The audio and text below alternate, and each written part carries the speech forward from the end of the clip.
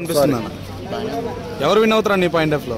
ఈ point of లో అయితే శివాజీ గారే అంటారు. అందరూ పల్లవి ప్రశాంత్ అంటారు కదా. పల్లవి ప్రశాంత్ గారు అంటే మైండ్ సెట్ ని బట్టి ఉంటుంది, పబ్లిక్ మైండ్ సెట్ ని బట్టి. ఓకే, నీకైతే శివాజీ గారు అవ్వాలి. ప్రిన్స్ ఎవరికి ఏం ఎలా అనిపిస్తుంది అన్న? ప్రిన్స్ ఎవరి గారికి ఏం ఎలా అనిపిస్తుంది? ప్రిన్స్ ఎవరు అయితే బాగానే ఆడుతున్నాడు అని అనిపిస్తుంది. ఓకే, సో విన్నర్ మాత్రం శివాజీ గారు అవుతారు. ప్రియాంక గారికి ఏం ఎలా అనిపిస్తుంది? ప్రియాంక గారు ఉందండి, మామూలుగానే ఉంటారు. ఓకే, ఫైర్ ఎక్కువ అది. ఓకే, ఇందులో ఒక అమర్దీప్ అనే వ్యక్తి ఉన్నాడు కదా, ఆయన గురించి నీ అభిప్రాయం?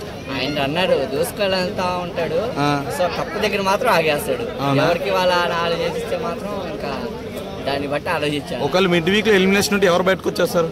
నాకు తెలిసినంత వరకు పల్లవి ప్రశాంత్ బయటకు వచ్చేసేది. ఐ మీన్ ఎలిమినేషన్ ఎవరు అవుతారు?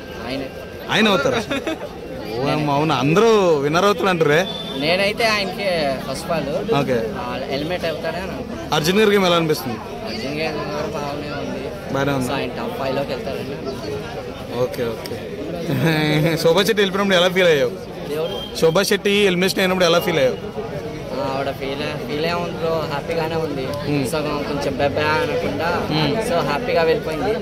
సో వాళ్ళ గేమ్ అవ్వాలి. ఈమె వెళ్ళిపోవడం వల్ల అమర్దీప్కి ఏమైనా మైనస్ అయిందా? యాక్చువల్లీ అమర్దీప్ వీళ్ళు ముగ్గురు కలిసి ఆడేవారు కదా గేమ్. అవును, ఆడాడు. ఇప్పుడు ఆయన ఒంటరిగా ఉన్నా కూడా అమర్దీప్ ఒంటరిగానే పోరాడతాడు. అంతేనా? Thank you.